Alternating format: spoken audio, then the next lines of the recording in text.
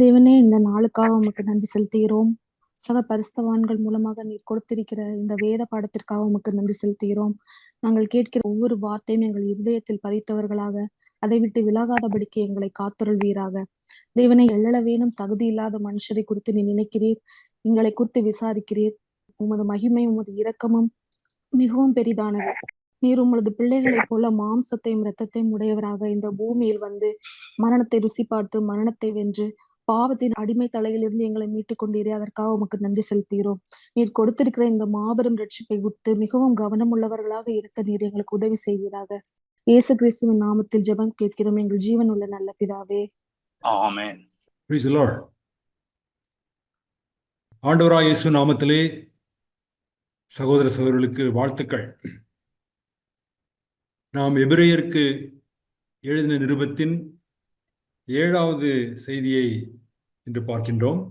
முதலாவது, கடந்த 5 வாரங்களாக எபிரேயர் என்று நெடிலே நான் எழுதியிருந்தேன். ஆனால் நம்முடைய தமிழ் வேதாகமத்திலே எபிரேயர் என்று குறிலில் எழுதியிருக்கிறது. ஆகவே அவைகளெல்லாம் தெரிந்து கொள்ள வேண்டும். இந்த செய்தி 2ஆம் அதிகாரத்தின் 10 முதல் 18ஆம் வசனங்கள் முடிய உள்ள பகுதியை பற்றியது. இந்த பகுதிக்கு நாம் தம் மானிட குடும்பத்தின் இரட்சகரான மனிதகுமாரன் என்று தலைப்பிடலாம்.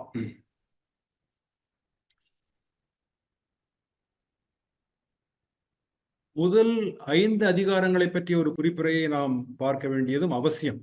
அந்த முதல் 5 அதிகாரங்களில் இந்த 2வது அதிகாரம் எங்கே இருக்கிறது என்பதை பார்ப்பதற்காக இதை 3 பகுதிகளாக நாம் பிரித்துக் கொள்ளலாம். முதல் பகுதியிலே அதிகாரம் 1:4 முதல் 2:16 வரை, ஏறக்குறைய முதல் 2 அதிகாரங்கள். 1:4 ஆசிரியர் தன் கருப்பொருளை அறிவிக்கிறார். இந்த கடிதத்தின் கருப்பொருள் என்ன? குமாரன். இந்த கடிதத்தின் கருப்பொருள் சொல்ல முடியாது. முதல் 2 அதிகாரங்களின் கருப்பொருள் குமாரன் தூதர்களை விட ஒப்பிட முடியாத நிகரற்ற மேன்மையுடையவர். பிறகு அந்த முதல் அதிகாரம் 5ஆம் வசனம் தொடங்கி 2ஆம் அதிகாரம் 16ஆம் வசனம் வரை தன்னுடைய கருப்பொருளை பழைய ஏற்பாட்டு மேற்கோள்களோடு நிரூபணங்களோடு அவர் விவரிக்கின்றார். 2ஆம் பகுதி அதிகாரம் 3 1ஆம் வசனம் முதல் அதிகாரம் 5 10ஆம் வசனம் வரை செல்கின்றது. 3:1 முதல் 4:14 வரை இயேசு தேவனுக்கு உண்மையாயிருந்தார் என்று ஆசிரியர் வாதிடுகிறார். அவர் வாதிடுவதற்கு பின்பு தொக்கியிருக்கின்ற கேள்வி, வாசகர்களே, கேட்பவர்களே, நீங்கள் எப்படி இருக்கிறீர்கள்? நீங்கள் தேவனுக்கு உண்மையாயிருக்கிறீர்களா? நமக்கு எபிரேயர் கடிதத்தின் பின்புலம் தெரியும். அந்த கடிதத்தை வாசிப்பவர்கள் அல்லது அந்த கடிதத்தை கேட்பவர்கள் தேவனுக்கு உண்மையாயிருக்கிற தங்கள் நிலையிலிருந்து மெல்ல வழுவி கொண்டிருந்தார்கள். 4:15 முதல் 5:10 வரை இயேசு தேவனுக்கு முன்பாக தம் பணிவிடையில், தம் சேவையில் உருக்கமுள்ள இரக்கமுள்ள பிரதான ஆசாரியராக இருக்கிறார் என்று ஆசிரியர் எழுதுகிறார். இந்த 2க்கும் நடுவிலே இடைப்பட்ட பகுதி இன்று நாம் பார்க்கின்ற இந்த 2ஆம் அதிகாரத்தின் கடைசி 2 வசனங்கள் ஆகையால் என்று தொடங்குகிறது. இந்த காரணத்திற்காக குமாரன் தூதர்களை விட ஒப்பிட முடியாத மேன்மையுடையவர் என்ற முதல் பகுதியை விவரித்துவிட்டு இந்த காரணத்திற்காக என்று அவர் கூறுகின்றார். இந்த இடைப்பகுதி முதல் பகுதிக்கு ஒரு முடிவுரையாகவும் தொடர்ந்து வருகின்ற 2ஆம் பகுதிக்கு ஒரு முன்னுரையாகவும் இருக்கின்றது. இது இந்த 5 அதிகாரங்களின் மேலோட்டமான ஒரு குறிப்புரை. இந்த இடைப்பட்ட 2ஆம் அதிகாரம் 17-18ஆம் வசனங்களிலே குமாரன் தேவ காரியங்களை குறித்து இரக்கமும் உண்மையும் உள்ள பிரதான ஆசாரியராக இருக்கும்படிக்கு மானிட குடும்பத்தோடு தம்மை அடையாளப்படுத்திக் கொண்டார். ஆண்டவராய் இயேசு பிரதான ஆசாரியர் என்பது எபிரேயர் கடிதத்தின் மைய பொருள், மைய கருத்து என்று கூட நாம் சொல்லலாம். 3ஆம் அதிகாரம் 1ஆம் வசனம் தொடங்கி அவர் எப்படி பிரதான ஆசாரியராக இருக்கிறார் என்பதை விளக்குகிறார். ஆனால் இதற்கு சற்று முன்னுரையாக இந்த 2ஆம் அதிகாரத்தின் கடைசியிலேயே சொல்கிறார், இவர் பிரதான ஆசாரியராய் இருக்கின்றார், இரக்கமும் உண்மையும் உள்ள பிரதான ஆசாரியராய் இருக்கின்றார். அப்படி இருப்பதற்காக அவர் மானிட குடும்பத்தோடு, ஒரு மனித குடும்பத்தோடு தம்மை ஒருமைப்படுத்திக் கொண்டார், தம்மை அடையாளப்படுத்திக் கொண்டார் என்று நாம் பார்க்கின்றோம். இந்த 2ஆம் அதிகாரத்தில் 5 முதல் 18ஆம் வசனங்கள் முடிய உள்ள பகுதிகளை நாம் 3 குறிப்புகளாய் பகுத்திருக்கிறேன். 5 முதல் 9 முடிய உள்ள வசனங்களை நாம் ஏற்கனவே பார்த்து விட்டோம். மனிதனிடத்தில் தேவனுடைய நோக்கத்தை இன்னும் நாம் காணவில்லை. இப்போது நாம் ஒரு மீள் பார்வை செய்தது போல மனிதனுக்காக தேவனுக்கு ஒரு நோக்கம் உண்டு. ஆனால் அந்த நோக்கம் இன்னும் நிறைவேற நாம் காணவில்லை. ஆயினும் மனிதனாகிய இயேசுவில் அந்த நோக்கம் நிறைவேறிப்பதை நாம் காண்கிறோம். என்ன சொல்ல போனால் அந்த 5 முதல் 9ஆம் வசனங்களிலே காணோம், காண்கிறோம் என்பதை 2 முக்கியமான வார்த்தைகளாக நான் குறிப்பிட்டேன். எதை காணோம்? தேவனுடைய நோக்கம் மனிதனிடத்தில் இன்னும் நிறைவேறி இருப்பதை நாம் காணோம். எதை காண்கிறோம்? தேவனுடைய நோக்கம் மனிதனாகிய இயேசுவினிடத்தில் நிறைவேறி இருப்பதை காண்கின்றோம். அதை மீண்டும் நாம் பார்ப்போம் சுருக்கமாக. நீண்ட பகுதியாகிய 10 முதல் 16ஆம் வசனங்களிலே குமாரன் மானிடத்தோடு தன்னை அடையாளப்படுத்திக் கொள்ள, தன்னை ஒருமைப்படுத்திக் கொள்ள அவருடைய தாழ்ச்சியும் பாடுகளும் அவசியம் என்று நாம் பார்க்கின்றோம். முடிவுரையாக கடைசி 2 வசனங்களிலே குமாரன் இப்படிப்பட்ட பாடுகள் மூலமாக, தாழ்ச்சியின் மூலமாக தகுதிப்படுத்தப்பட்ட பிரதான ஆசாரியராக இருக்கிறார். நாம் இப்ப முதல் குறிப்பை பார்ப்போம். இது ஏற்கனவே நாம் இந்த மீள் பார்வையில் ரிவ்யூவில் கேட்டது போலதான் அந்த 5 முதல் 9 வசனங்களிலே குமாரனுடைய தாழ்ச்சியையும் குமாரனுடைய மாட்சி அல்லது மகிமையும் பற்றி நாம் கடந்த வாரத்திலே பார்த்தோம். குமாரன் தன் மானிடத்தில் பாடுகள் பட்டு மரித்தார். அதை பார்க்கும்போது அவர் தூதர்களை விட சிறியவர் அல்லது தாழ்ந்தவர் போல தோன்றுகிறது. ஆனால் அவருடைய தாழ்ச்சி எல்லாருக்காகவும் அல்லது ஒவ்வொருவருக்காகவும் மரணத்தை ருசி பார்ப்பதற்காகவே என்று நாம் பார்த்தோம். அதே பகுதியிலே குமாரனுடைய மகிமையை பற்றியும் எழுதியிருக்கிறது. குமாரன் தூதர்களை விட தாழ்வான நிலையை எடுத்துக்கொண்டு மரணத்திற்கு தம்மை ஒப்புக் கொடுத்தார். ஆயினும் தேவனால் அவர் பரம் உயர்த்தப்பட்டார். அவருடைய பரம் உயர்தலில் அவர் மகிமையினாலும் கனத்தினாலும் முடிசூட்டப்பட்டார். அதனுடைய பொருள் என்ன? வரவிருக்கும் பரம உலகம் அல்லது வரவிருக்கும் உலகம் அவருடைய ஆளுகைக்கு கீழ்ப்படுத்தப்பட்டிருக்கிறது. இன்றும் அவர் ஆளுகை செய்கின்ற ராஜாவாகத்தான் இருக்கிறார். ஆனால் அவருடைய ஆளுகை இன்னும் நிறைவுறவில்லை என்று பார்த்தோம். மனிதனுக்காக தேவனுடைய நோக்கம் என்ன? சங்கீதம் 8 எபிரேயர் ஆசிரியர் அதை தியானிக்கின்றார். தேவனுடைய நோக்கம் தாம் உண்டாக்கின மனிதனை மகிமையினாலும் கனத்தினாலும் முடிசூட்டுவது. மகிமையினாலும் கனத்தினாலும் முடிசூட்டுவது. முடிசூட்டுவது என்றால் ராஜாக்களுக்கு தான் முடிசூட்டுவார்கள். ராஜாக்கள் என்ன செய்வார்கள்? ஆளுவார்கள். ஆகவே தம் படைப்பு சகலத்தின் மேலும் மனிதனுக்கு ஆளுகையை கொடுத்தார். மனிதனை கீழ்ப்பிடித்து ஆண்டு கொள்ள வேண்டும் என்பது தேவனுடைய நோக்கம். ஆனால் தேவனுடைய நோக்கம் மனிதனிடத்தில் நிறைவேறவில்லை. இன்னும் அது மனிதனிடத்தில் நிறைவேறி இருப்பதை நாம் காணவில்லை. ஆனால் நற்செய்தி என்னவென்றால், ஒரு மனிதனை நாம் பார்க்கிறோம். இயேசு மகிமையினால் முடிசூட்டப்பட்டதை காண்கிறோம். மனிதனுக்காக தேவனுடைய நோக்கம் மகிமை. இந்த வார்த்தை மிகவும் அடர்த்தியான ஒரு வார்த்தை. இதை நாம் வரும் நாட்களிலே விவரிக்க வேண்டும். எளிமையாக சொல்வதானால் மகிமையினுடைய பொருள் மனிதன் ஆளுகை செய்ய வேண்டும் என்பது. ஆளுகை என்பது மனிதனுடைய குணத்தோடு தொடர்புடையது. குணம் ஒன்றாக இருக்க ஒரு மனிதன் ஆளுகை செய்ய முடியாது. ஆகவே ஆளுகை என்பது மனிதனுடைய குணம் எப்படிப்பட்டதா இருந்தாலும் சரி, அவன் ஆளுகை செய்வான் என்பது அல்ல. ஆளுகையின் பின் மனிதனுடைய குணம் இருக்கின்றது. ஆனால் மனிதன் ஆளுகை செய்யவில்லை இப்பொழுது என்று நாம் பார்க்கின்றோம். ஆயினும் ஒரு மனிதன் மகிமைப்படுத்தப்பட்டிருக்கிறார். ஒரு மனிதன் ஆளுகை செய்கிறார். அவர் மரணத்தை அனுபவித்ததால் மகிமைப்படுத்தப்பட்டார் என்று 9ஆம் வசனத்திலே நாம் வாசித்தோம். அவர் தூதர்களை விட சற்று நேரம் சிறியவராக்கப்பட்டார், சற்று நேரம் தாழ்வானவராக்கப்பட்டார். எதற்காக? அவர் மரணத்தை அனுபவித்ததால். தூதர்கள் மரிப்பதில்லை, இவர் மரணத்தை அனுபவித்தார். மரணத்தை அனுபவித்த ஒரு மனிதன் எப்படி தூதர்களை விட மேன்மையானவராக இருக்க முடியும் என்ற கேள்வி வாசகர்களுக்கு எழுதியிருக்கிறது. அதை நாம் பார்க்க போகின்றோம். ஆனால் மிக முக்கியமாக இந்த செய்தியிலே அல்லது இந்த பகுதியிலே நாம் பார்ப்பது, ஒரு மனிதனாகிய இயேசு மகிமைப்படுத்தப்பட்டது பல மகன்களை மகிமைக்குள் கொண்டு வருவதற்காக, அல்லது பல மகன்களை மகிமைக்குள் நடத்துவதற்காக. ஏறக்குறைய இந்த பகுதியினுடைய மைய பொருள் இது. இயேசுவினுடைய தாழ்ச்சி, பாடுகள், மகிமை ஆகியவற்றின் நோக்கம் என்ன? அவர் எதற்காக மரணத்தை ருசித்தார்? ருசித்தார் என்று சொல்லும் போது ஏதோ மேலோட்டமாக மரணத்தை அனுபவித்தார் என்று நாம் கருதிவிடக்கூடாது. மரணத்தை அதன் முழு உக்கிரத்திலும் இயேசு அனுபவித்தார். அங்கே ஒரு மிக முக்கியமான வார்த்தை உள்ளது. ஒவ்வொருவருக்காகவும் அவர் மரணத்தை அனுபவித்தார் என்று 9ஆம் வசனத்திலே பார்க்கின்றோம். இன்று பார்க்கின்ற 10ஆம் வசனத்திலே பல மகன்களை மகிமைக்குள் கொண்டு வருகிறார். அவர்கள் அவருடைய குடும்பத்தில் பிறந்தவர்கள், சகோதர சகோதரிகள், உடன் பிறந்தோர். இயேசு அவருடைய ரட்சிப்பின் முன்னோடி. இந்த நாளிலே இந்த 10 முதல் 16 வசனங்களை நாம் பார்த்து இந்த 2ஆம் அதிகாரத்தை நிறைவு செய்வோம். குமாரன் மானிடத்தோடு அடையாளப்படுத்திக் கொள்ள, ஒருமைப்படுத்திக் கொள்ள தாழ்ச்சியும் பாடுகளும் அவசியம். குமாரன் தம் மானிடத்தோடு, ஒரு புதிய மானிடத்தோடு தன்னை அடையாளப்படுத்திக் கொள்ள அவருக்கு தாழ்ச்சியும் பாடுகளும் அவசியம்.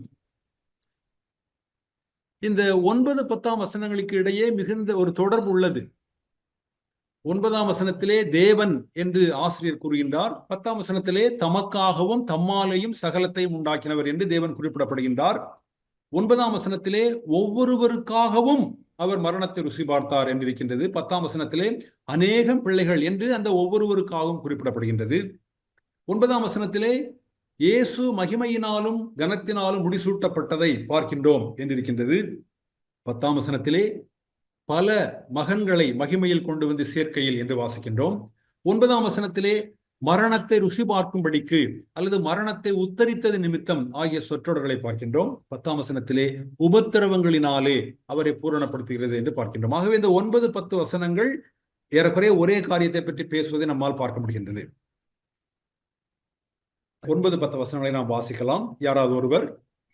என்றாலும் தேவனுடைய கிருபையினால் ஒவ்வொருவருக்காகவும் மரணத்தை ருசி பார்க்கும்படிக்கு தேவ தூதரிலும் சற்றும் சிறியவராக்கப்பட்டிருந்த இயேசு மரணத்தை உத்தரித்தது நிமித்தம் மகிமையினாலும் கனத்தினாலும் முடிசூட்டப்பட்டதை காண்கிறோம்.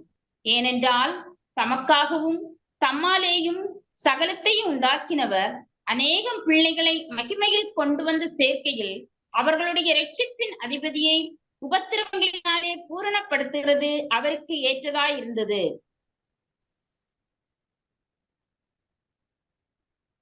இயேசு ஏன் தாழ்ச்சியுற்று மரணத்தை அனுபவிக்க வேண்டும் என்ற கேள்வி எழுகிறது. அந்த கேள்விக்கு அவர் பதில் சொல்கின்றார். தாழ்ச்சி என்கின்ற வார்த்தையினுடைய பொருள், இயேசு ஒரு மனிதனைப் போல மரித்தார், அவர் மரணத்தை அனுபவித்தார். போன வாரத்தில் இந்த கேள்வி கேட்டேன். உத்தரித்தல் அல்லது உத்தரித்தார் என்ற சொல்லுடைய பொருள் என்ன என்றால் அனுபவித்தார்.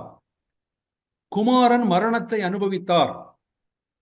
அவர் மரணத்தை மட்டும் அனுபவிக்கவில்லை, மனித வாழ்க்கையின் முழு பாடுகளையும் அவர் அனுபவித்தார். இந்த எபிரேயர் கடிதத்திலே பல்வேறு சொற்களின் மூலமாய் ஆண்டவராய் இயேசு தாழ்ச்சியுற்றது வருணிக்கப்படுகிறது.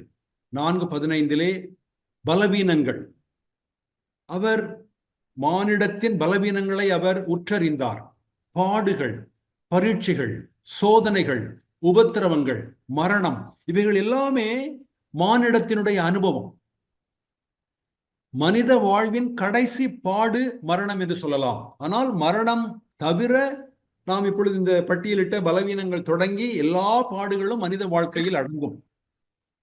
ஆண்டவராய் இயேசு மானிடத்தின் முழு அனுபவத்தையும் உற்றறிந்தார், பாவம் ஒன்று தவிர. இந்த 3 வசனங்களிலே ஏன் அவர் இப்படி தாழ்ச்சியுற்றார், ஏன் அவர் மானிடத்தின் முழு அனுபவத்தையும் பெற்றார் என்று வாசகர்கள் கேட்க, அதை ஆசிரியர் அதற்கு ஒரு காரணம் சொல்வது போல் இருக்கிறது. உபத்திரவங்கள் அவருக்கு ஏற்றதாயிருந்தது. அவர் மாம்சத்தையும் இரத்தத்தையும் உடையவனானார். அப்படியானார் எவ்விதத்திலும் அவர் தம் சகோதரருக்கு ஒப்பாக வேண்டியதாயிருந்தது.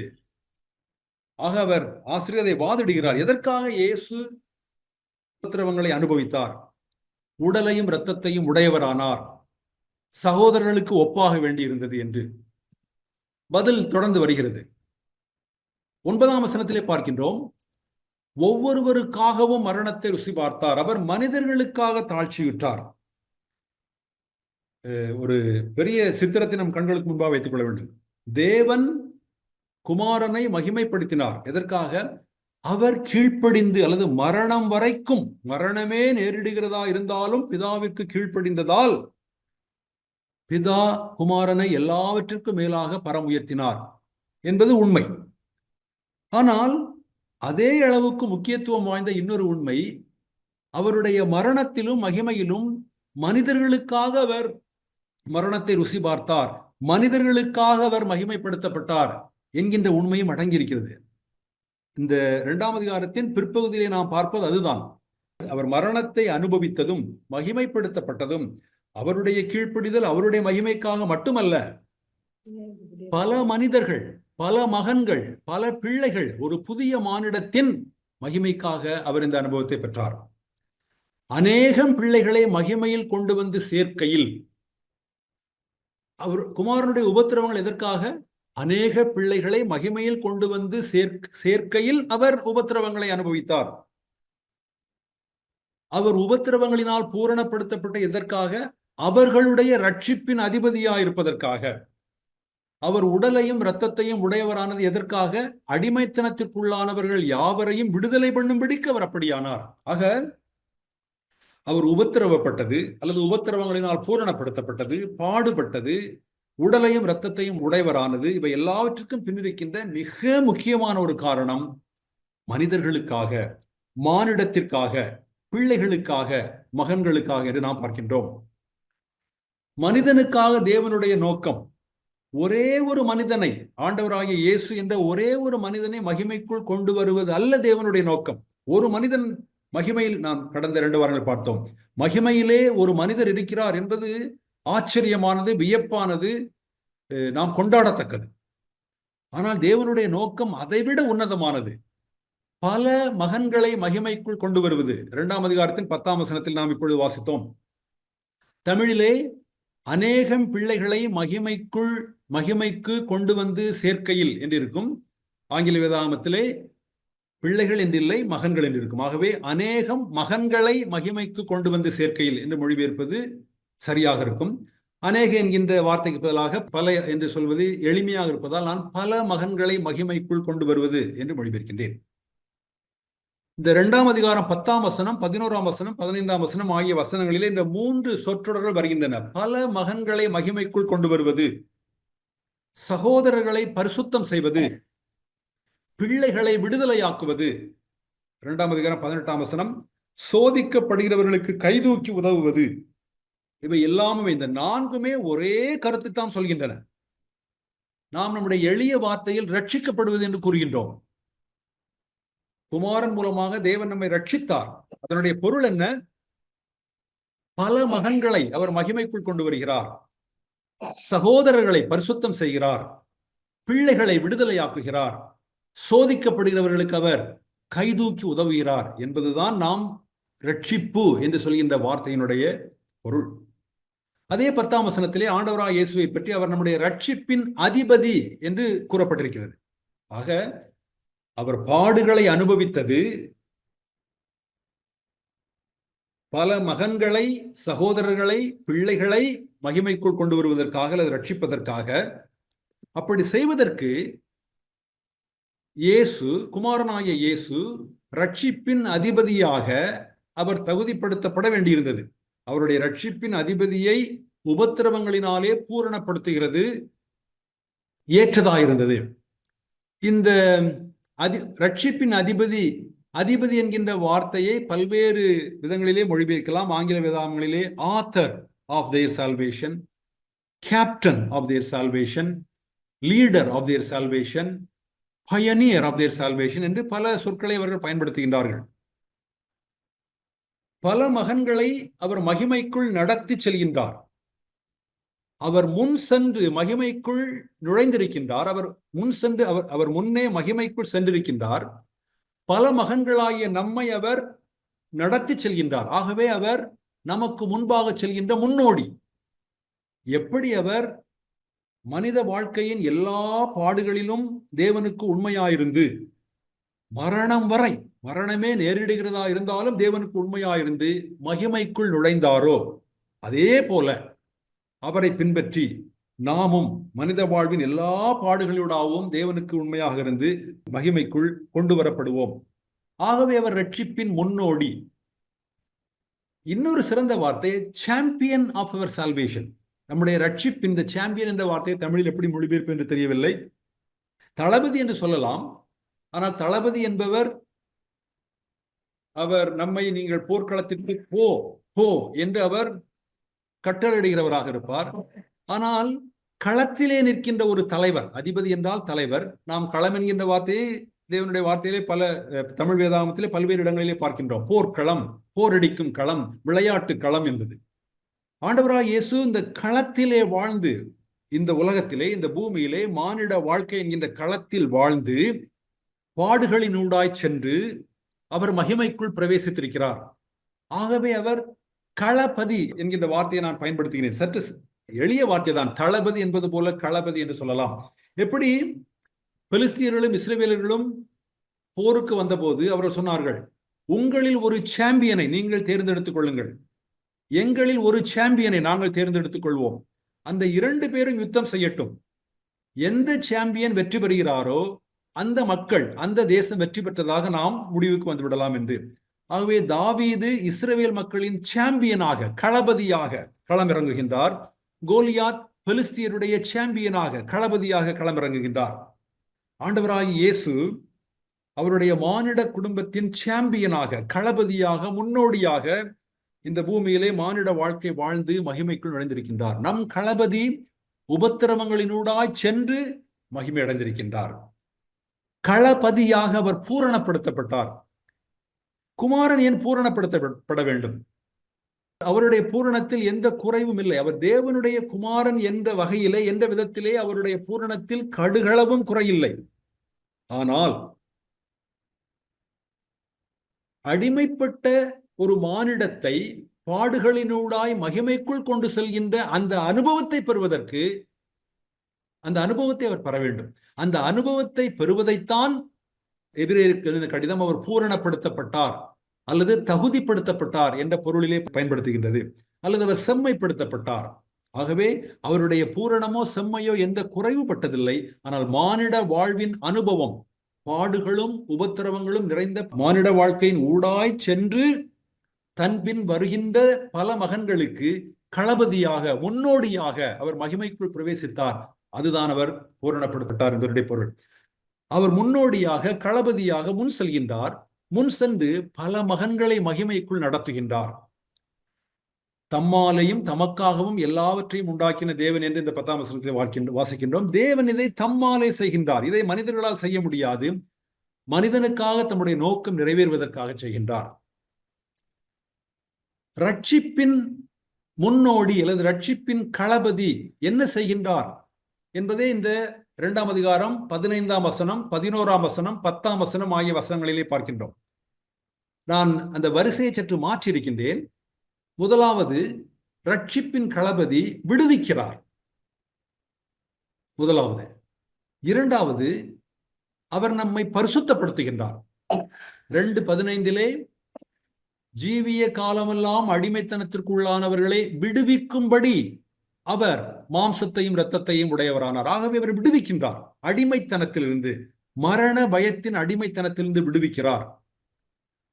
பரிசுத்தம் பண்ணுகிறவரும் பரிசுத்தம் பண்ணப்படுகிறவர்களும் ஒருவராலே உண்டாயிருக்க என்று 11ஆம் வசனத்திலே வாசிக்கிறோம். ஆகவே இவர் பரிசுத்தப்படுத்துகிறார். 10ஆம் வசனத்திலே அவர் பல மகன்களை மகிமைக்குள் கொண்டு வருகையில் அல்லது பல மகன்களை மகிமைக்குள் நடத்துகையில் என்று பார்க்கின்றோம். ஆகவே விடுவிக்கிறார், பரிசுத்தப்படுத்துகிறார், மகிமைக்குள் நடத்துகிறார் என்ற எல்லாவற்றையும் செய்வது இந்த ரட்சிப்பின் தளபதி, ரட்சிப்பின் களபதி, ரட்சிப்பின் முன்னோடி. ஆகவே நாம் எளிமையாக ஆண்டவராய் இயேசு கிறிஸ்து நம்மை ரட்சிக்கிறார் என்று சொல்லும் போது இவை எல்லாவற்றையும் நாம் மனதிற்குள் வைத்துக் கொள்ள வேண்டும். அவர் விடுவிக்கிறார், பரிசுத்தப்படுத்துகிறார், மகிமைக்குள் நடத்துகின்றார். எஃப் ப்ரூஸ் என்ற தேவனுடைய மனிதன் இப்படி சொல்கிறார், பரிசுத்தமாக்கப்படுதல் என்பது தொடங்கப்பட்ட மகிமை, மகிமை என்பது நிறைவுற்ற பரிசுத்தமாக்கப்படுதல். நாம் விடுவிக்கப்பட்டிருக்கிறோம், இன்று பரிசுத்தமாக்கப்பட்டு கொண்டிருக்கிறோம். ஒரு நாளிலே இந்த பரிசுத்தமாக்கப்படுதல் நிறைவுறும். ஆண்டவராய் இயேசு கிறிஸ்து நம்மை பரிசுத்தமாக்குவதை நிறைவு செய்வார். அது மகிமையாக இருக்கும். ஆகவே பரிசுத்தமாக்கப்படுதல் என்பது தொடங்கப்பட்ட மகிமை. 10ஆம் வசனம் சொல்லப்பட்ட பரிசுத்தம் பண்ணுகிறவரும் பரிசுத்தம் பண்ணப்படுகின்றவர்களும் ஒருவராலே உண்டாயிருக்கின்றார்கள். இந்த பரிசுத்தமாக்கப்படுதல் என்ற வார்த்தைக்கு 2 பொருள்கள் உள்ளன. ஒரு அர்த்தம் தேவனுக்கென்று வேறு பிரிப்பது, இன்னொரு பொருள் தேவனற்ற எல்லாவற்றையும் அவரிடமிருந்து பிரிப்பது அல்லது களைவது. முதலாவது பொருள் தேவனுக்கென்று வேறு பிரிப்பது என்பது ஒரு கணத்தில் நிகழ்ந்து விடுகிறது. நம்முடைய இடம் மாற்றப்படுகிறது. பழைய ஏற்பாட்டிலே மனிதர்கள் மட்டுமல்ல, பொருட்களும் கூட, பண்ட பாத்திரங்கள் தேவனுக்கென்று பரிசுத்தமாக்கப்பட்டன அல்லது அர்ப்பணிக்கப்பட்டன அல்லது பிரதிஷ்டை செய்யப்பட்டன. எப்படி ஒரு மேஜையோ அல்லது ஒரு அப்பமோ அல்லது ஒரு குத்து விளக்கோ பரிசுத்தமாக இருக்க முடியும்? அவைகள் உயிரற்ற பொருள்கள். அறத்தை பொறுத்தவரை அல்லது ஒழுக்கத்தை பொறுத்தவரை உயிரற்ற பொருட்கள் பரிசுத்தமானவை அல்லது பரிசுத்தமற்றவை என்று சொல்வது அவ்வளவு பொருள் நிறைந்தது அல்ல. ஆகவே அவைகள் கர்த்தருக்கென்று பரிசுத்தமாக்கப்பட்டது என்பதனுடைய பொருள் கர்த்தருக்கென்று அல்லது தேவனுக்கென்று அவைகள் வேறு பிரிக்கப்பட்டது. எபிரேயர் 10ஆம் அதிகாரம் 10ஆம் வசனத்தில் நாம் அப்படி வாசிக்கின்றோம். நாம் தேவனுடைய பார்வையில் நீதிமானாக எண்ணப்படுகின்றோம். நம்முடைய உள்ளார்ந்த விதத்திலே நாம் நீதிமான்களா இல்லையா என்பது கேள்வியே அல்ல. அவர் ஒரு தரம் தம்மை பலியிட்டதினாலே, ஆண்டவராய் இயேசு கிறிஸ்துவின் பலியின் காரணமாக நாம் தேவனுடைய பார்வையிலே நீதிமான்களாக எண்ணப்படுகிறோம். கவுண்டட் ரைச்சியஸ், அவ்வளவுதான். ஆனால் இந்த பரிசுத்தமாக்கப்படுதலுக்கு இன்னொரு அர்த்தமும் உள்ளது. 1 தெசலோனிக்கேயர் 4:3 நாம் வாசிக்கின்றோம், உங்கள் பரிசுத்தமாகுதலே தேவனுடைய சித்தம். ஆக ஒரு பக்கம் நாம் பரிசுத்தமாக்கப்பட்டிருக்கின்றோம், இன்னொரு பக்கம் பரிசுத்தமாக்கப்பட்டுக் கொண்டிருக்கின்றோம். அது என்ன? நாம் தேவனுக்கென்று இடத்திலே வேறு பிரிக்கப்பட்ட போதும் நம்முடைய நிலையிலே தேவனற்ற பல காரியங்கள் நம்மிடத்தில் உள்ளன. தேவனற்ற, தேவன் இல்லாத எல்லாவற்றையும் தேவனுடைய மக்களிடமிருந்து பிரிப்பது, களைவது என்பது தொடர்ந்து நிகழ்கின்ற ஒன்று. ஆகவே இடத்தை பொறுத்தவரை நாம் பரிசுத்தமாக்கப்பட்டிருக்கிறோம் ஒரு கணத்திலே. நிலையை பொறுத்தவரை தேவன் நம்மை தொடர்ந்து பரிசுத்தமாக்குகின்றார். புரிந்து கொள்வதற்கு நாம் இதை பயன்படுத்தலாம். இஸ்ரவேல் மக்கள் எகிப்திலிருந்து வேறு பிரித்து வெளிக்கொண்டு வரப்பட்டார்கள். தேவன் அவர்களை எகிப்திலிருந்து வேறு பிரித்து இடத்தை பொறுத்தவரை அவர்கள் வெளியே கொண்டு வரப்பட்டு விட்டார்கள். ஆனால் எண்ணாகமம் 11:4-6 வசனங்களை நாம் அறிவோம். அவர்கள் எகிப்தில் தாங்கள் விட்டுவிட்டு வந்த உணவு பண்டங்களுக்காக ஏங்கினார்கள். நாங்கள் விட்டுவிட்டு வந்த இலவசமாய் சாப்பிட்ட மீன்களையும் வெங்காயங்களையும் வெள்ளரி பிஞ்சுகளையும் கொம்மட்டி காய்களையும் கீரைகளையும் நாங்கள் நினைத்து பார்க்கின்றோம் என்றால், ஆகவே எகிப்தை விட்டு அவர்கள் வேறு பிரித்து கொண்டு வரப்பட்ட போதும் எகிப்து அவர்களிடமிருந்து பிரிக்கப்படுவது நீண்ட நெடுங்காலம் நடைபெறுகிறது.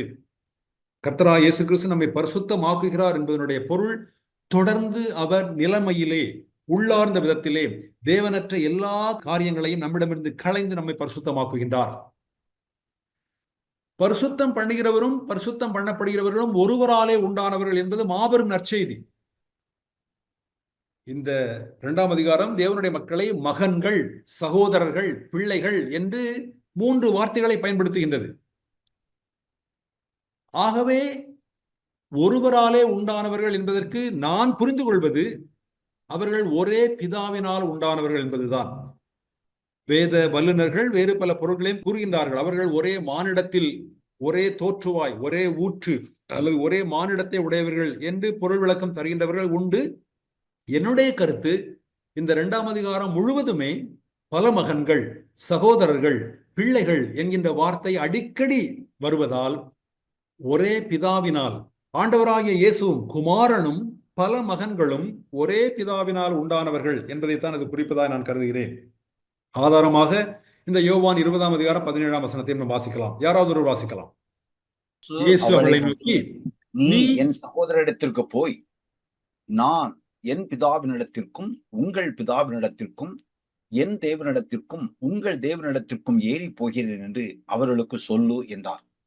உயிர்த்தெழுந்த நாள் அன்று, உயிர்த்தெழுந்த காலையிலே ஆண்டவராய் இயேசு மரியாளிடத்தில் இப்படி கூறுகின்றார். தேவனை பற்றி சொல்லும் போது அவர் என் பிதா உங்கள் பிதாவும் கூட என்று கூறுகின்றார்.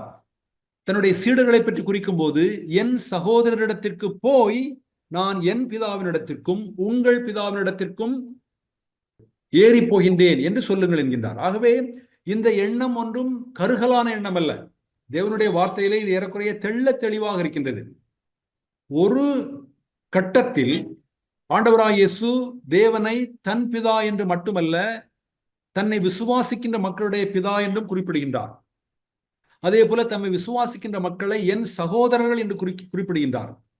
அதனுடைய பொருள், சகோதரர்களும் குமாரனும் ஒரே பிதாவினால் உண்டானவர்கள், ஒரே ஜீவனை உடையவர்கள் என்ற எண்ணம் புதிய ஏற்பாட்டு நற்செய்தியிலே ஒரு மைய பொருளாக உள்ளது. அதை அவர் உயிர்த்தெழுந்த நாளிலே சொன்னதால் அவர்கள் பிதாவினால் பெற்ற ஜீவன் ஆண்டவராய் இயேசு கிறிஸ்துவின் அல்லது குமாரனுடைய உயிர்த்தெழுந்த ஜீவன் என்று நாம் கருத வேண்டும். அப்போஸ்தலர் 13ஆம் அதிகாரம் 32, 33 வசனங்களிலே நாம் அதை பார்க்கின்றோம். இன்று நான் உம்மை ஜெனிப்பித்தேன் என்கின்ற வாசித்த சங்கீதத்தினுடைய நிறைவேறுதல் எங்கு எப்பொழுது நிகழ்ந்தது? ஆண்டவராய் இயேசு கிறிஸ்துவை அல்லது தேவன் இயேசுவை மரித்தோரிலிருந்து உயிரோடு எழுப்பின போது இன்று நான் உம்மை ஜெனிப்பித்தேன் என்கின்ற தீர்க்க தரிசனம் நிறைவேறுகிறது என்று கூறுகின்றார். இதை குறித்து நாம் வருகின்ற நாட்களில் விளக்கமாய் பார்ப்போம். இன்றைக்கு நான் சற்று நிழலாட்டமாய் கோடிட்டு காட்டிவிட்டு நான் கடந்து போகின்றேன். நாம் மறுபடியும் பிறந்தவர்கள் என்று தேவனுடைய மக்கள் கூறும்போது நாம் எதை குறிக்கின்றோம்? குமாரன் பிதாவினுடைய ஜீவனை உடையவராய் இருந்தது போல அதே ஜீவனில் நாமும் பங்குறுகின்றோம். குமாரன் அதை உயிர்த்தெழுந்த நாளிலே நமக்கு அருளினார். ஆகவே நாம் பெற்றுக்கொண்ட, நாம் பங்குறுகின்ற இந்த ஜீவன் குமாரனுடைய உயிர்த்தெழுந்த ஜீவன். ரோமர் 8:28 முதல் 30 வசனங்களில் அதை நாம் பார்க்கின்றோம். ஆண்டவராய் இயேசு முதல் மகன், அந்த முதல் மகனுக்கு ஒத்த சாயலாய் உருவாக்கப்படுகிற பல மகன்கள் நாம் என்று. இதை நான் சுருக்கமாய் கடந்து போய்விடுகின்றேன். மானிட குடும்பத்தோடு தன்னை அடையாளப்படுத்திக் கொள்ள 3 மேற்கோள்கள், அவைகளின் பொருள் விளக்கத்தை எபிரேயர் இந்த கடிதத்தின் ஆசிரியர் குறிக்கின்றார். 12ஆம் வசனத்திலே என் சகோதரர்கள், என் சகோதரர்கள் என்று கூறுகின்றார். அதே போல 17ஆம் வசனத்திலே தம் சகோதரருக்கு ஒப்பாக வேண்டி இருந்தது. தேவனுடைய மக்களை, விசுவாசிகளை ஆண்டவராய் இயேசு அல்லது குமாரன் என் சகோதரர்கள் என்று திரும்ப திரும்ப கூறுகின்றார். 2ஆம் வசனத்திலே அவரில் நம்பிக்கையாயிருப்பேன். இயேசு தேவனுக்கு நம்பிக்கைக்குரியவர், உண்மையுள்ளவர், நாம் அதை பார்க்கிறோம். 3வது தேவன் எனக்கு கொடுத்த பிள்ளைகள் என்று 13ஆம் வசனத்திலும் 14-15 பிள்ளைகளுடைய சாவுக்கேதுவான மானிடத்தன்மையில் அவர் பங்குற்றார் என்று பார்க்கின்றோம். முதல் மேற்கோள், குமாரனுடைய உயிர்த்தெழுதலில் நாம் அவருடைய சகோதரர்களாக மாறினோம். சங்கீதம் 22:22 மேற்கோள் காட்டுகின்றார். உம்முடைய நாமத்தை என் சகோதரருக்கு அறிவித்து சபை நடுவில் உம்மை துதிப்பேன். அதை எபிரேயர் 2:12 நாம் வாசிக்கின்றோம். சங்கீதம் 22 கர்த்தராகிய இயேசு கிறிஸ்துவின் அவருடைய சிலுவை அனுபவத்தையும் அதை தொடர்ந்து அவருடைய களிகூறுதலையும் பற்றி பேசுகின்றது. ஏறக்குறைய இந்த 22ஆம் சங்கீதம் புலம்பல் மாறி களிகூறுதலாய் மாறுகின்ற தருணம், பாடுகளை தொடர்ந்து குமாரன் பரமுயர்கின்ற தருணம். ஆகவே உயிர்த்தெழுதலில் புதிய மானிடத்தில் நாம் அவருடைய சகோதரர்களாக மாறியிருக்கின்றோம். 2வது மேற்கோள், அவர் நம்பத்தக்க சகோதரன். இது ஏசாயா 8:17 மேற்கோள் காட்டப்படுகின்றது. நானும் யாக்கோபின் குடும்பத்துக்கு தமது முகத்தை மறைக்கிற கர்த்தருக்காக காத்திருந்து அவருக்கு எதிர்பார்த்திருப்பேன். எபிரேயர் 2:13 நான் அவரிடத்தில் நம்பிக்கையா இருப்பேன் என்று குமாரன் கூறுவதாக இருக்கின்றது. பாடுகளிலும் துன்பங்களிலும் தேவன் இயேசுவின் மேல் வைத்திருந்த நம்பிக்கை அல்லது நம்பிக்கையை இயேசு சரி என்று நிரூபித்தார். நன்றாக புரிந்து கொள்ள வேண்டும். இயேசு தேவன் மேல் வைத்திருந்த நம்பிக்கையை பற்றி நாம் பேசவில்லை. தேவன் பாடுகளிலும் துன்பங்களிலும் தம்முடைய குமாரன் தனக்கு உண்மையுள்ளவராயிருப்பார் என்று நம்பிக்கை வைத்திருந்தார். அந்த நம்பிக்கையை ஆண்டவராய் இயேசு கிறிஸ்து நிரூபித்தார். அதே போல எபிரேய வாசகர்கள் கொடிய சூழ்நிலைகளிலே அப்பொழுது இருந்தார்கள். அந்த கொடிய சூழ்நிலைகளில் இயேசுவின் மேல் அவர்கள் திட நம்பிக்கையா இருக்க முடியும். ஏனென்றால் அதை அந்த நம்பிக்கை சரி என்றவர் நிரூபிக்கின்றவர். 3வது மேற்கோள், ஒரு புதிய மானிடம். ஏசாயா 8:18 அவர் மேற்கோளாய் காட்டுகின்றார். இதோ நானும் கர்த்தர் எனக்கு கொடுத்த பிள்ளைகளும் என்கின்ற அந்த சொற்றொடர் ஏசாயா 8:18 வருகின்றது. எபிரேயர் 2:13 இதோ நானும் தேவன் எனக்கு கொடுத்த பிள்ளைகளும் என்று சொல்லியிருக்கின்றார். அந்த ஏசாயா 8ஆம் அதிகாரத்தினுடைய பின்புலம் ஏசாயாவும் அவனுடைய பிள்ளைகளும் சீடர்களும் உண்மையுள்ள ரெம்னன்ட், மீதியானவராயிருந்தார்கள். மக்களால் கொடுமைப்படுத்தப்பட்டு தள்ளப்பட்டார்கள். இயேசுவும் ஒரு புதிய மானிடத்தின் தலையாக பாடுகளின் வழியாக அவர்களை மகிமைக்கு நடத்தி செல்கின்றார். 14-15 வசனங்களிலே ஆண்டவராய் இயேசு மானிடத்தில் முற்றுமுடிய பங்குற்றார் என்று நாம் பார்க்கின்றோம். அதிலே ஒரு ஒற்றுமையும் உள்ளது, ஒரு வேற்றுமையும் உள்ளது, ஒரு ஒருமையும் உள்ளது, ஒரு வேறுபாடும் உள்ளது. ஒருமை என்ன? பிள்ளைகளின் 14-15 வசனங்கள், பிள்ளைகள் மாம்சத்தையும் இரத்தத்தையும் உடையவர்களாயிருக்க அவரும் அவர்களைப் போல அவைகளில் பங்குற்றார். அல்லது பிள்ளைகள் மாம்சத்திலும் இரத்தத்திலும் பங்குறுகின்றார்கள், அவரும் அவர்களைப் போல அவைகளிலே பங்குற்றார். பிள்ளைகளின் மானிடத்தின் முழு அனுபவத்திலும் பிறப்பிலிருந்து இறப்பு வரை குமாரன் பங்குற்றார். அவர் பிறந்து ஒரு மனிதனாக இந்த பூமியில் வாழ்ந்தார். மனிதனுடைய கடைசி பாடாகிய மரணத்திலே அவர் பங்குற்றார். மரணத்தை அவர் தவிர்க்கவில்லை. மரணத்தினூடாய் சென்று அவர் உயிர்த்தெழுதலில் தம்மை நிரூபித்தார். குமாரன் தம் மாம்சமாகுதலில், ஊனுருவாதலில் தம் மக்களோடு தம்மை ஒருமைப்படுத்திக் கொண்டார், தம்மை அடையாளப்படுத்திக் கொண்டார். அவருடைய மானிட வாழ்க்கையில் முழுவதுமாய் பங்கேற்றார். அவரும் அதே போல அவைகளில் பங்குற்றார் என்று எழுதியிருக்கிறது. ஆனால் இங்கும் கூட ஒரு சிறு வேறுபாட்டை நாம் பார்க்க முடியும். பிள்ளைகள் பங்குறுகின்றார்கள். மனிதர்களாய நமக்கு எந்த தேர்ந்தெடுப்பும் இல்லை. இயற்கையாக நாம் மாம்சத்திலும் இரத்தத்திலும், உடலிலும் இரத்தத்திலும் பங்கு பெறுகின்றோம். ஆனால் குமாரனை பொறுத்தவரை அவர் பங்குற்றார். ஒரு குறிப்பிட்ட நேரத்தில் மனமுவந்து மனித இயல்பை அவர் எடுத்துக்கொண்டார். அவர் மனித இயல்பை எடுக்க வேண்டிய அவசியம் இல்லை. ஆனால் பிள்ளைகளை, மாம்சத்திலும் இரத்தத்திலும் உள்ள பிள்ளைகளை விடுவிப்பதற்காக, பரிசுத்தமாக்குவதற்காக, மகிமைப்படுத்துவதற்காக, மகிமைக்குள் நடத்துவதற்காக ஒரு குறிப்பிட்ட காலத்தில், குறிப்பிட்ட நேரத்தில் அவர் தம்மை தாழ்த்தி மனமுவந்து மனித இயல்பை எடுத்துக்கொண்டார். எதற்காக மனித இயல்பை எடுத்தார் என்று வாசிக்கின்றோம் அதே வசனத்திலே. ஜீவிய காலமெல்லாம் மரண பயத்திற்குள்ளானவர்களை விடுதலை பண்ணும்படிக்கு அவர் அப்படியானார். எப்படி விடுதலை பண்ண? மரணத்தின் அதிகாரியாகிய பிசாசானவனை தம் மரணத்தினாலே அழிக்கும்படிக்கும் என்று வாசிக்கின்றோம். பிசாசு மரணத்தின் வல்லமை உடையவன் அல்லது கொல்லுகிறவன் என்று ஆசிரியர் எழுதுகிறார். யோவான் 10:10 ஆண்டவராய் இயேசு சொல்லும் போது, திருடன் திருடவும் கொல்லவும் அழிக்கவும் வருகிறான் என்று கூறுகின்றார். பிசாசு மரணத்தின் வல்லமை உடையவன். அவனை அழிப்பதற்கு தம் மரணத்தினாலே குமாரன் அவனை அழித்தார் என்று இந்த 14-15 வசனங்களிலே வாசிக்கின்றோம். இங்கு மரணத்தின் வல்லமையுடையவனை அல்லது பிசாசனவனை அழித்தார் என்பது பிசாசை இல்லாமல் செய்துவிட்டார் என்ற பொருளிலே எழுதப்படவில்லை. பிசாசினுடைய வல்லமை, அவனுக்கு இருந்த மரணத்தின் வல்லமை முறிக்கப்பட்டது அல்லது உடைக்கப்பட்டது என்ற பொருளில்தான் இருக்கின்றது. மற்ற புதிய ஏற்பாட்டின வெளிச்சத்தில் நாம் அதை பார்க்கின்றோம், அனுபவத்தில் நாம் பார்க்கின்றோம். பிசாசு இந்த பூமியிலே இல்லாமல் போகவில்லை. பிசாசு இன்னும் பூமியிலே இருக்கின்றான். ஆண்டவராகிய இயேசு கிறிஸ்துவின் வருகையிலே அவன் முற்றுமுடிய கையாளப்படுவான். கர்த்தராகிய இயேசு மரணத்தினூடாய் சென்று, அவர் மரணத்தை தவிர்க்கவில்லை, மரணத்தின் வழியாய் சென்று உயிர்த்தெழுந்த போது மரணம் ஜெயமாக விழுங்கப்பட்டது. 1 கொரிந்தியர் 15:55 இந்த வசனம் கர்த்தராகிய இயேசு கிறிஸ்துவின் மகிமையான வருகையிலே பரிசுத்தவான்கள், தேவனுடைய மக்கள் எல்லாரும் உயிர்த்தெழுதலை அனுபவிப்பார்கள். அப்பொழுது மரணம் ஜெயமாக விழுங்கப்பட்டது என்று எழுதியிருக்கிறது, நிறைவேறும் என்று பார்க்கின்றோம். ஆனால் ஆண்டவராகிய இயேசு கிறிஸ்துவை பொறுத்தவரை அவர் உயிர்த்தெழுந்த போது இந்த மானிட வரலாற்றிலே மரணம் ஜெயமாக விழுங்கப்பட்டது என்பது நிறைவேறினது. குறைந்தது நாம் இப்படி சொல்லலாம், உயிர்த்தெழுதல் தொடங்கினது. 2 தீமோத்தேயு 1:10 நாம் வாசிக்கின்றோம், நம்முடைய இரட்சகராகிய இயேசு கிறிஸ்து மரணத்தை பரிகரித்து, நான் தமிழிலே கேட்க வேண்டும், எப்படி போன வாரம் உத்தரித்தார் என்ற வார்த்தையினுடைய பொருள் என்ன என்று கேட்டேன், அதுபோல பரிகரித்தார் என்ற வார்த்தையினுடைய பொருள் என்ன என்று கேட்க வேண்டும். காலம் கருதி நான் துரிதமாக செல்கின்றேன். மரணத்தை பரிகரித்து அல்லது தீர்த்து என்பதை 2 பொருளிலும் பயன்படுத்தலாம். மரணம் என்கின்ற பிரச்சனையை தீர்த்தார் என்றும் சொல்லலாம், அல்லது தீர்த்து கட்டினார், தீர்த்து ஒழித்தார் என்ற பொருளிலும் பயன்படுத்தலாம். மரணத்தை தீர்த்து ஜீவனையும் அழியாமையையும் சுவிசேஷத்தினாலே வெளியரங்கமாக்கினார் என்று வாசிக்கின்றோம். ஆண்டவராகிய இயேசு கிறிஸ்து உயிர்த்தெழுந்த போது உயிர்த்தெழுதல் தொடங்கியது. அவருடைய மகிமையான வருகையிலே உயிர்த்தெழுதல் நிறைவுறும். இடைப்பட்ட இந்த காலத்திலே உயிர்த்தெழுதல் நிகழ்ந்து கொண்டிருக்கிறது.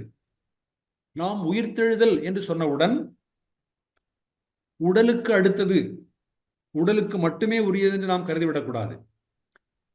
எப்படி நாம் பரிசுத்தம் பண்ணுகிறவரும் பரிசுத்தம் பண்ணப்படுகிறவர்களும் ஒருவராலே உண்டாயிருக்கிறார்கள் என்பதை குமாரன் உயிர்த்தெழுந்த நாளிலே நாம் உயிர்த்தெழுந்த ஜீவனை பெற்றுக்கொண்டோம். பரிசுத்தம் ஆக்கப்படுகின்றவர்கள், அதாவது தேவனுடைய மக்கள், அவருடைய சகோதரர்கள், பல மகன்கள், பிள்ளைகள் அவருடைய உயிர்த்தெழுந்த ஜீவனை பெற்றுக்கொண்டார்கள்.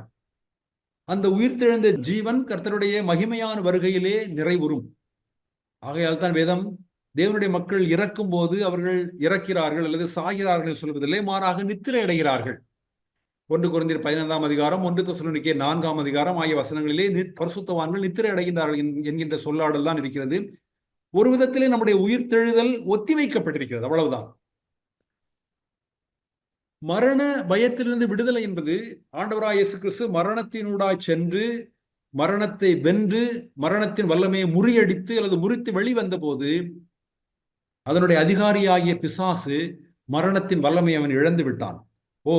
ஒரு மனிதன் மரணத்தை முறியடித்து விட்டான், மரணத்தை உடைத்து விட்டான் என்று. அந்த மரண பயம் மட்டுமில்லை, புதிய ஏற்பாட்டிலே மரணம் என்பது பாவத்தோடு ரொம்ப இணைந்திருக்கின்றது. பாவம், மரணம் இவற்றிலிருந்தும் விடுதலையை புதிய ஏற்பாடு கூறுகிறது. ரோமர் 5ஆம் அதிகாரத்தில் நாம் வாசிக்கின்றோம், பாவத்தின் மூலமாய் மரணம் உலகத்திற்குள் நுழைந்தது என்று.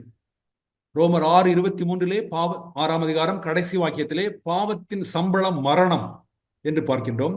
1 கொரிந்தியர் 15:55 மரணத்தின் கூர் அல்லது கொடுக்கு, எப்படி ஒரு தேளுக்கு கொடுக்கு இருக்கின்றதோ அதுபோல மரணத்திற்கு ஒரு கொடுக்கு இருக்கின்றது, அது பாவம் என்று. ஆகவே மரணமும் பாவமும் ஒன்றோடொன்று மிகவும் பிணைந்து இருக்கின்றன.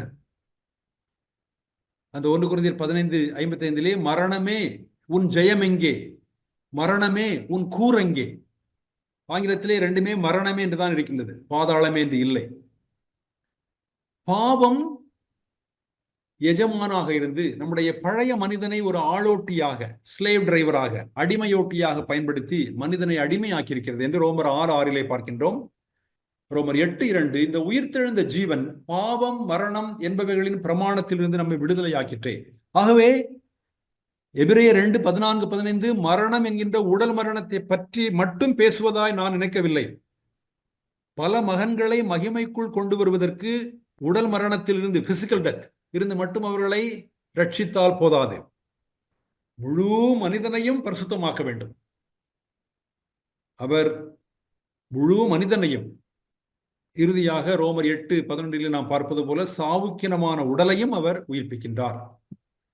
கடைசி குறிப்பு, குமாரன் பாடுகள் மூலமாக தகுதிப்படுத்தப்பட்ட பிரதான ஆசாரியராக இருக்கின்றார் என்று கடைசி 2 வசனங்கள் கூறுகின்றன. 2ஆம் அதிகாரத்திலே குமாரன் தகுதிப்படுத்தப்பட்ட, நாம் பார்ப்பது தமிழ் வேதாகமத்திலே பூரணராக்கப்பட்ட, அது என்ன பொருளை பயன்படுத்தப்படுகிறது? அவர் தகுதிப்படுத்தப்பட்டிருக்கிறார் நம்முடைய ரட்சிப்பின் களபதியாக, ரட்சிப்பின் முன்னோடியாக இருப்பதற்கு. பொதுவாக தேவனுடைய மக்கள் ஆண்டவராய் இயேசு கிறிஸ்து பிரதான ஆசாரியராக இருக்கிறார், ஆசாரியர் ஆக இருக்கிறார் என்பதை அவ்வளவு வாழ்ந்து அதனுடைய நம் ரட்சிப்பை நிறைவேற்றுவது அதனுடைய பங்கு என்ன என்பதை பற்றி சிந்தித்து பார்த்ததில்லை. எபிரேய வாசகர்களுக்கு அது அவசியமாக இருக்கிறது. 2:16 நாம் வாசிக்கின்றோம், ஆதலால் அவர் தேவ தூதருக்கு உதவியாக கைகொடாமல் ஆபிரகாம் சந்ததிக்கு உதவியாக கை கொடுத்தார். தமிழிலே நன்றாய் மொழிபெயர்க்கின்றார்கள், ஆங்கிலத்திலே உதவுகின்றார் என்று மட்டும்தான் மொழிபெயர்க்கின்றார்கள். தமிழிலே உதவியாக கை கொடுத்தார். கை கொடுத்தார் என்பதை விட கை தூக்கி உதவுகிறார் என்பது நல்ல மொழிபெயர்ப்பு. கை கொடுத்தார் என்றால் குழியில் இருக்கிறவனுக்கு நம்முடைய கையை நீட்டலாம், ஆனால் பிடிப்பதும் பிடிக்காததும் அவனுடைய சாமர்த்தியத்தை பொறுத்தது. ஆனால் குமாரன் தம்முடைய பல மகன்களுக்கு, பிள்ளைகளுக்கு, சகோதரர்களுக்கு வெறுமனே கை கொடுத்தார் என்பதை விட கை தூக்கி அவர்கள் கைகளை நீட்டுகின்றார்கள். கை நீட்டுகின்ற எந்த சகோதரனையும் அவர் தூக்கி அவர்களை விடுவிக்கின்றார். அதே போல ஆபிரகாமின் சந்ததி என்று சொல்லும் போது அது யூதர்களை மட்டும் குறிக்கவில்லை. ரோமர் 4ஆம் அதிகாரம் 12-17 வசனங்களில் நாம் வாசிப்பது போல விசுவாச சந்ததியார் அல்லது ஆபிரகாம் நடந்தது போல விசுவாச அடிச்சுவடுகள் நடக்கின்ற அனைவரும் ஆபிரகாமின் சந்ததியார் என்றுதான் குறிப்பிடப்படுகின்றார்கள். இந்த கடைசி 2 வசனங்களிலே அவர் இரக்கமும் உண்மையும் உள்ள பிரதான ஆசாரியர் என்று பார்க்கின்றோம். நம்முடைய பாவங்களை நிவர்த்தி செய்கிற ஆசாரியர் என்பது உண்மைதான். நம்முடைய பிரதான ஆசாரியர் என்ற முறையிலே குமாரன் முதலாவது செய்தது, அவர் பலியிட்ட பலியினாலே நம்முடைய பாவங்களை மன்னித்து நம்முடைய தேவனுக்கு முன்பாக பாவங்களை நீக்கி நம்மை சுத்திகரிக்கின்றார். அவர் ஒரே தரம் தம்மை பலியிட்டதனாலே நம்முடைய பாவங்களை மன்னிக்கிறார், நம்முடைய பாவங்களை நீக்கி நம்மை சுத்திகரிக்கின்றார், நம்மை பரிசுத்தப்படுத்துகின்றார். ஆனால் பாவங்களை நிவர்த்தி செய்கிற அல்லது பாவ மன்னிப்பை தருகிற ஆசாரியர் என்பதோடு அந்த எண்ணம் முடிவடையவில்லை. தொடர்ந்து கடைசி வசனம் கூறுகின்றது, அவர்தாமே சோதிக்கப்பட்டு பாடுபட்டதினாலே சோதிக்கப்படுகிற நமக்கு உதவி செய்ய, எப்படி நாம் 16ஆம் வசனத்தை வாசிக்கிறோமோ, கைதூக்கி உதவி செய்ய வல்லவராக இருக்கின்றார். பாவம் என்கின்ற சோதனையில் மட்டுமல்ல, மரணம் என்கின்ற சோதனையில் மட்டுமல்ல, அவர் கைதூக்கி உதவுவதை பாவ மன்னிப்பிற்கு அல்லது மரணத்திற்கு என்று நாம் சுருக்கிவிட முடியாது. மானிடத்தின் எல்லா சோதனைகள், நாம் பார்த்தது போல பரீட்சைகள், பலவீனங்கள், பாடுகள், உபத்திரவங்கள், எல்லாவற்றிலும் தேவனுக்கு உண்மையாயிருப்பதற்கு, அவர் நடந்தது போல் நடப்பதற்கு, அவருடைய அடிச்சுவடுகளை பின்பற்றி நடப்பதற்கு கைதூக்கி உதவுகிற ஆசாரியராய் அவர் இருக்கின்றார். முடிப்பதற்கு முன்பு இந்த ஒரு பாடலின் 2 பத்திகளை மட்டும் நான் வாசித்து நிறைவு செய்கின்றேன். பொங்கி வழியும் தேவ கிருபை என்ற பாடலை நீங்கள் கேள்விப்பட்டிருப்பீர்கள். அதிலே இந்த 2 பத்திகள் இருக்காது. எபிரேயரிலே உள்ள எபிரேயர் 2ஆம் அதிகாரத்திலே அல்லது எபிரேயரிலே அவர் எப்படிப்பட்ட பிரதான ஆசாரியராய் இருக்கின்றார், எப்படிப்பட்ட குமாரனா இருக்கின்றார் என்பதை விளக்குவதற்காக நாம் எழுதின இந்த 2 பத்திகளை நாம் வாசித்து நிறைவு செய்யலாம்.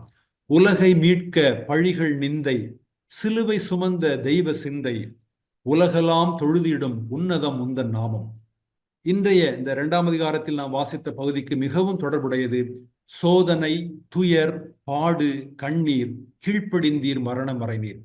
குமாரன் என்ற முறையிலே மானிடத்தில் தம் மகன்களோடு, சகோதரரோடு, பிள்ளைகளோடு மானிடத்தின் எல்லா முழு வீச்சிலும், எல்லா பாடுகளிலும், எல்லா பரீட்சைகளிலும், எல்லா உபத்திரவங்களிலும், எல்லா சோதனைகளிலும் அவர் பங்குற்றார்.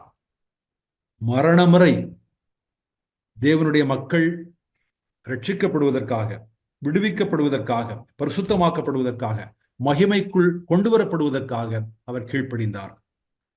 சோர்ந்து நான் சாய்கையில் சார்ந்திட கிருபை தந்தீர். ஆகவே நாம் சோதனைகளால் சோர்ந்து போகின்ற வேளைகளிலே அவர் நம்மை கைதூக்கி உதவுகின்ற இரக்கமுள்ள பிரதான ஆசாரியராக இருக்கின்றார். எபிரேயர்கள் இருந்த சூழ்நிலைக்கு ரொம்ப ஒரு உணர்வு பூர்வமாக ஆசிரியர் எழுதுகின்றார். அவர் இப்படிப்பட்ட பிரதான ஆசாரியராய், அவர் தேவனுக்கு உண்மையுள்ளவராயிருந்தார், உங்களுக்கும் உண்மையுள்ளவராயிருப்பார். அவர் நம்பத்தக்கவராயிருந்தார், உங்களுக்கும் நீங்களும் நம்பத்தக்கவராயிருப்பார். அவர் இரக்கமுள்ளவராயிருந்தார், உங்களுக்கும் அவர் இரக்கமுள்ளவராயிருப்பார். உங்களுடைய சோதனைகளிலே, பாடுகளிலே அவர் உங்களோடு கூட உடன் உணர்வுள்ளவராயிருக்கின்றார். 4ஆம் அதிகாரத்திலே வரும் என்று அவர்களை ஆற்றுவதற்காக, அவர்களை தேற்றுவதற்காக இந்த வாக்கியங்களை எபிரேயர் கடிதத்தின் ஆசிரியர் பயன்படுத்துகின்றார். இத்துடன் என்னுடைய பகுதி நிறைவடைகிறது. இந்த நல்ல வாய்ப்பிற்காக நான் கர்த்தரை துதிக்கின்றேன். அடுத்த வாரம் 3ஆம் அதிகாரம் தொடங்கி சகோதரர் பெர்லின் இதை தொடர்வார். அவன் ஆண்டவரே, கர்த்தாவே, நீர் தந்த உடைய வார்த்தைகளுக்காக உமக்கு நன்றி செலுத்துகிறோம். ஆண்டவரே, தவை பிள்ளைகள் மாம்சத்தையும் இரத்தத்தையும் உடையவர்களாயிருக்க நீரும் எங்களைப் போல மாம்சத்தையும் இரத்தத்தையும் உடையவராய் மாறினீரே, அதற்காக உமக்கு நன்றி செலுத்துகின்றோம். தாவே, எங்களைப் போல எல்லா விதத்திலும் நீர் சோதிக்கப்பட்டு தாவே மரணம் வரைக்கு நீர் உம்மை தாழ்த்தினீரே, அதற்காக உமக்கு நன்றி செலுத்துகிறோம். ஆண்டவரே, தாவே, இப்படி நீர் செய்த நிமித்தம் தாவே உம்முடைய பரிசுத்தத்தில் எங்களை பங்குதாரர்களாய் நீர் மாற்றியிருப்பதற்காக உமக்கு நன்றி செலுத்துகின்றோம். தாவே, எங்களுடைய பாடுகள், சோதனைகள் எல்லாவற்றினின்றும் தாவே நீர் விடுவிக்க வல்லவராயிருக்கிறீரே, அதற்காக எமக்கு நன்றி செலுத்துகிறோம். ஆண்டவரே, தாவே, ஜீவ காலமெல்லாம் நாங்கள் மரண பயத்தினால் இருந்திருந்த எங்களை தாவே இந்த மரணத்திற்கு அதிகாரியான பிசாசினிடத்திலிருந்து எங்களை விடுதலையாக்கினீரே, அதற்காக எமக்கு நன்றி செலுத்துகிறோம். ஆண்டவரே, தாவே, பாவம், மரணம் என்பவைகளின் பிடியிலிருந்து எங்களை விடுதலையாக்கி தாவே உம்முடைய பிள்ளைகளாகவும் தாவே உம்முடைய சகோதரர்களாகவும் எங்களை பல மகன்களாகவும் நீர் மாற்றியிருப்பதற்காக எமக்கு நன்றி செலுத்துகிறோம். ஆண்டவரே, தாவே, உம்முடைய பாடுகள், உபத்திரவங்கள் மூலமாய் தாவே நீர் எங்களுக்கு முன்னோடியாக நீர் எங்களுக்கு வைத்து சென்றிருக்கிற இந்த அடிச்சுவடுகளில் நாங்களும் பின்பற்றி வர எங்களுக்கு நீர் உதவி செய்வீராக. தாவே, நாங்கள் இந்த உலகத்தில் கடந்து போகிற எல்லா உபத்திரவங்களிலும் நீர் எங்களுக்கு உதவிய தாவே பிரதான ஆசாரியராயும் நீர் இன்றைக்கும் எங்களுக்காக பரிந்து பேசிக் கொண்டிருக்கிறீரே, அதற்காக எமக்கு நன்றி செலுத்துகிறோம். ஆண்டவரே, தாவே, தொடர்ந்து எங்கள் வாழ்க்கையில் செயல்படுவீராக. தாவே, உம்முடைய மகன்கள் என்கிற ஸ்தானத்திற்கு தாவே உம்முடைய மகிமைக்குள் கர்த்தாவே உம்முடைய பரிசுத்தமாகுதலில் கர்த்தாவே நிறைவு பெற எங்களை தொடர்ந்து வழி நடத்துமாறு நாங்கள் வேண்டிக் கொள்கிறோம். இயேசுவின் நாமத்தில் பிதாவே, ஆமென். ஆமென்.